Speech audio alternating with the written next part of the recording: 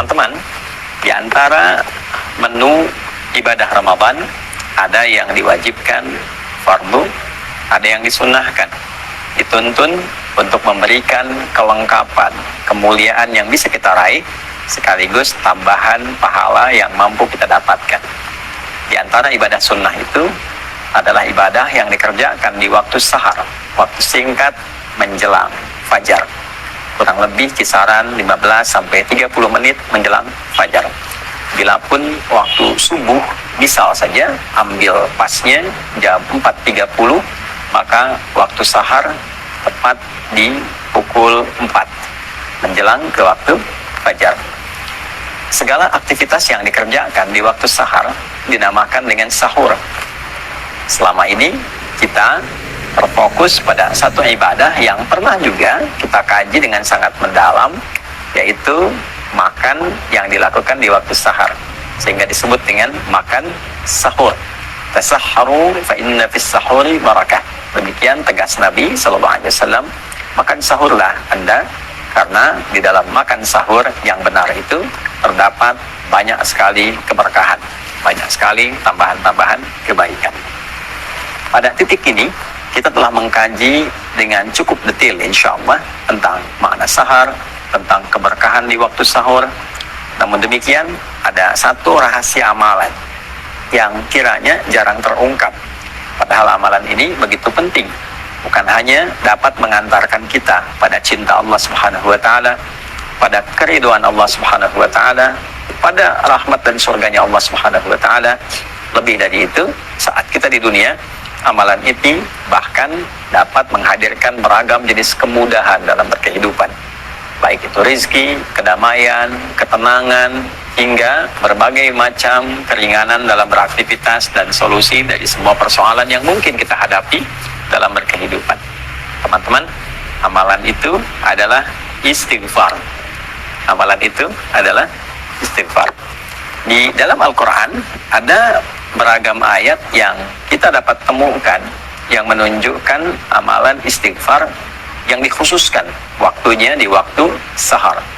Jamak dari kata sahar adalah ashar. Kata ashar pertama kita temukan diantaranya dalam Al-Quran surah Ali Imran di ayat yang ke-17, ketika Allah Subhanahu wa Ta'ala menyifati kalangan orang takwa. Jadi di ayat 15-nya kita mendapatkan sifat-sifat orang takwa. Qul a'unabbi'ukum bi khairin min dzalikum lil ladzina taqaw inda rabbihim. Muhammad SAW viralkan pada orang-orang yang kehidupannya fokus mencari kemapanan dan kenyamanan dunia, pengen mendapatkan limpahan dari harta benda, emas, perak, kalau sekarang mungkin uang, aset dan sebagainya, pengen punya kendaraan yang mewah, pengen punya lahan yang cukup luas, pengen punya hewan ternak, kebun dan sebagainya. Di atas semua itu viralkan ya Muhammad SAW, ada anugerah yang sangat istimewa, yang sangat agung, yang Allah berikan khusus pada orang-orang yang bertakwa. Nah, apa hadiah yang Allah berikan itu? Ya, ada jannah berupa surga yang dihiasi dengan keindahan yang sangat sempurna, pasangan-pasangan yang sangat serasi, dan yang paling tinggi adalah keridhaan Allah Subhanahu wa Ta'ala. Kalau Allah sudah ridho, semua akses dibuka, langit dan bumi dibuka. Ya, untuk siapa orang-orang itu? Ya, diantaranya adalah orang-orang yang disifati oleh Allah Subhanahu wa Ta'ala dengan kata ibad, yang ibadahnya sangat luar biasa, yang pendekatan kepada Allahnya luar biasa. Dan di ayat ke-16 disebutkan komitmen orang ini sampai berkata, mereka memohon kepada Allah ampunan yang pertama kali. Alladzina yaquluna rabbana innana amanna faghfir lana dzunubana. Ya Allah, kami berikrar bahwa kami beriman kepadamu, maka dengan iman ini mohon ampuni dosa-dosa kami. Ya, ampuni dosa-dosa kami. Jadi yang didahulukan oleh Allah ternyata amalannya adalah permohonan ampunan. Nah, ketika mereka ingin mempraktekkan itu, di ayat ke-17-nya disifatilah dan digabungkan sifat ini dengan 4 amalan utama. As-sabirina, as-sadiqina, wal-qanitina, wal-munfiqina. 4. Yang kelima, wal-mustaghfirina bil ashar. Jadi ternyata ketika mereka ingin memohon ampunan pada Allah Subhanahu wa Ta'ala, Yang paling utama waktunya diletakkan oleh Allah Subhanahu wa taala di waktu sahar, waktu singkat menjelang sahur. Wal mustaghfirina bil ashar. Ada orang-orang takwa yang diantara agenda berkehidupan mereka khususkan waktu sahar itu sebagiannya untuk khusus memohon ampunan Allah Subhanahu wa taala. Mereka khusus untuk istighfar di dalamnya. Ya. Bukankah puasa melatih kita untuk dapat meningkatkan takwa? Bukankah puasa mengajak kita untuk menjadi pribadi yang lebih bertakwa? Nah, di antara menu takwa itu salah satunya adalah memperbanyak istighfar. Di antara waktu istighfar yang paling baik itu adalah di waktu sahar. Orang yang memperbanyak istighfar di waktu sahar, maka oleh Allah disejajarkan dan diberikan ia satu kesamaan. Bisa ditafsirkan juga, bisa mendapatkan limpahan karunia yang setara. Satu, dengan orang sabar.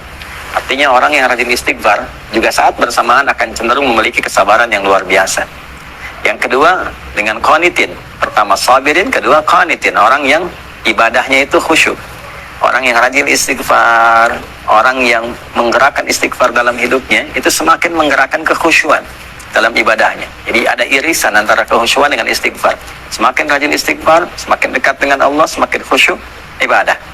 Kemudian juga lebih daripada itu, wassadiqin, orang-orang yang membenarkan risalah yang Allah tetapkan, yang Nabi ajarkan, di saat yang bersamaan dia mengamalkannya. Nah, itu shadiqin namanya. Dia yakin ketika Allah berfirman, misalnya, ya, waqimus sholat, tunaikan sholat. Dia yakin sholat itu ada kebaikan, kebenaran, saat yang bersamaan dia kerjakan juga. Karena ada orang yang paham Islam itu benar, Islam itu bagus, tapi tidak mau berislam. Ya. Ada orang yang paham sholat itu benar kok, mendekatkan diri pada Allah, tapi nggak sholat. Nah, ini tidak masuk dalam kategori shadiqin. Shadiqin itu yang membenarkan sekaligus mengamalkan. Kemudian setelah itu munfiqin, ya, yang gemar berinfak, karena itu ada korelasi antara istighfar dengan peningkatan harta benda. Dan peningkatan harta benda yang diawali dengan istighfar nanti arahnya ibadah, bukan mewah. Bukan saya punya harta untuk membangun dunia, bukan. Ya, dunia itu akan ikut, tapi kemewahan yang didapatkan itu untuk mengisi ruang-ruang akhirat yang telah Allah siapkan untuk kita. Itulah sebabnya kalau kita ngaji di Quran surah Nuh misalnya ayat 10, ya, maka kita dapatkan faqultu astaghfiru rabbakum innahu kana ghaffara. Ya, Nabi Nuh mengatakan, saya menyampaikan pada umatku, kalian banyakin istighfar. Kalau sudah banyak istighfar, Allah punya sifat memberikan ampunan bagi hamba yang senang istighfar. Sifatnya disebut Ghaffar. Kalau Allah sudah berikan ampunan, apa yang terjadi? Yursilis samaa 'alaikum bidrara wa yumdidkum bi amwalin wa banina. Ya. Jadi Allah akan kirimkan, curahkan banyak rahmat. Yang kering, tandus, hujan dikirimkan supaya gembur kembali. Jadi kalau ada yang tandus, yang kering, tidak berkembang, nah salah satu amalan zikirnya dalam Quran tuh banyak istighfar. Tobat semua penduduk, minta ampun sama Allah, nanti Allah turunkan hujan. Ya, makanya diantara istighfar itu kan ada kaitan dengan istighfar. Kemudian wa yumdidkum bi amwal wa banin, harta oleh Allah dilimpahkan, keturunan oleh Allah disejahterakan. Karena kalau sudah istighfarnya bagus, dekat dengan Allah, dinilai pandai mengelola kehidupan. Harta dititipkan berapapun banyaknya pasti benar. Digunakan ibadah, gunakan infak, ya. Nah, makanya kalau ada orang diuji oleh Allah, ingat itu ujian loh, dihisab, ya. Diuji dengan kekayaan, nah, itu bukan untuk menaikkan dan mengupdate status secara sosial. Bukan kebanggaan dulu yang dibawa, kaya nih, bisa mengatur ini, itu tidak. Sama saja dengan titipan ilmu, titipan tenaga, kedudukan, itu modal untuk ibadah, instrumen ibadah. Kalau dengan ditambah belum dekat, ditambah belum bisa ibadah, nanti mesti hati-hati, ya. Nanti bisa berganti menjadi istidraj, itu bahaya. Ya, penambahan harta yang tidak mampu mendekatkan diri kepada Allah. Jadi istighfar itu kalau benar dikerjakan memudahkan datangnya rezeki. Ya, mensejahterakan keluarga, wa anhar, punya aset yang baik-baik. Nah, maksudnya apa? Kalau sudah bisa itu kembali ke Ali Imran tadi, wal munfiqin, dia bisa infak dengan itu. Ya. Jadi istighfar yang kita kerjakan ternyata mendekatkan kita pada rahmat Allah, ampunan Allah, mendapatkan kemewahan hidup di dunia, mendamaikan suasana hati. Dan dikerjakannya kapan? Ya, bil ashar, di waktu-waktu sahar. Kalau kita dapatkan itu di Quran surah ke-51 misalnya, ayat 18. Itu kan rangkaian dari 15 ke 18. 15-nya menunjuk amalan orang takwa. Innal muttaqina fi jannatin wa 'uyun, akhidina ma atahum rabbuhum Ya, innahum kanu qabla dzalika muhsinin. Kanu qalila minal laili ma yahja'un sampai 17. 18-nya wabil asharihum yastaghfirun.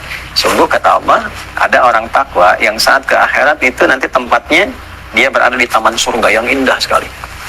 Ya, mereka itu orang-orang ihsan saat di dunia. Ihsan itu menjadikan semua kegiatan sebagai ibadah. Di hadis Muslim nomor hadis ke-8, anta'budallaha ka'annaka tarah, fa illam takun tarahu fa innahu yarah. Engkau menjadikan semua kegiatan sebagai ibadah karena Allah. Makannya ibadah, minumnya ibadah, kan? Kemudian juga bekerjanya sebagai ibadah. Jadi hukum Allah dijaga karena ibadah. Ya, kalau kerja nggak korupsi, nggak nyogok, kalau kuliah ujian nggak nyontek, gitu kan? Perbaiki diri dengan baik. Nah, apa cirinya orang ini? Ternyata yang pertama, kanu qalilan minal laili ma yahja'un. Mereka itu satu berlatih dengan banyak tahajud. Ya. Nah, puasa melatih kita malamnya bangun kan? Tarawih itu kan latihan dasar untuk bisa tahajud malamnya. Lalu dari malam itu ke tahajud, selesai tiba sahar, setelah itu kan tiba fajar. Nah, di sahar wabil asharihum yastaghfirun. Mereka mengkhususkan waktu sahar itu ya untuk istighfar, Nah, ternyata puasa la'allakum tattaqun meningkatkan kekuatan takwa kita. Di antara amalan takwa itu adalah sholat malam dan istighfar di waktu sahar. Jadi kesimpulannya teman-teman sekalian, sahur itu ada banyak keberkahan yang bisa diraih. Di antaranya makan sebagai sunnah Nabi SAW. Bagi orang-orang yang menginginkan lebih, sahur plus. Apa plusnya? Ya, plusnya adalah mengisi ruang-ruang di waktu sahur dengan istighfar. Setelah sahur, sambil menunggu waktu subuh tiba, perbanyak istighfar dengan cara yang benar, dengan tulus minta ampun sama Allah, ingat-ingat dosa. Kalau bisa nih diurutkan, masih panjang Ramadan insya Allah ke depan ya, masih ada waktu yang sangat cukup. Hari pertama untuk istighfari pikiran yang kadang-kadang kurang tepat, istighfari telinga yang salah dengar, istighfari mata yang salah melihat, lisan sampai ke ujung kaki, sampai kita merasakan kenikmatan dengan istighfar itu, yang dengan itu menjaga semua organ tubuh kita untuk bersikap mulia. Ya, berhasilnya itu bisa nampak dengan perubahan yang terjadi di organ tubuh ini. Lisan yang diistighfari keluarnya lembut, baik, sopan. Telinga yang diistighfari ya keluar hasilnya itu mendengarnya yang baik-baik. Pada yang tidak baik rasanya sudah kurang nyaman. Gitu ya. Nah, demikian sampai ke ujung kaki kita, sampai kita menjadi bagian insya Allah ibadur rahman, hamba Allah yang disayang oleh Allah Subhanahu wa Ta'ala. Nah, itulah bagian dari kegiatan-kegiatan yang bisa kita isi selama Ramadan, yang selama ini mungkin tidak banyak viral di kalangan masyarakat. Ya, jadi kalau teman-teman ingin mengisi ruang-ruang di waktu sahur yang saat itu dosa bisa diampuni, rezeki bisa dimudahkan, hati didamaikan, dan pulang mendapatkan jaminan ridha Allah Subhanahu wa Ta'ala sebagai anugerah teragung yang Allah siapkan. Tentu kalau sudah Allah ridha, surga menanti dengan segala kenikmatannya yang seperti Allah janjikan. Istighfar di waktu sahar.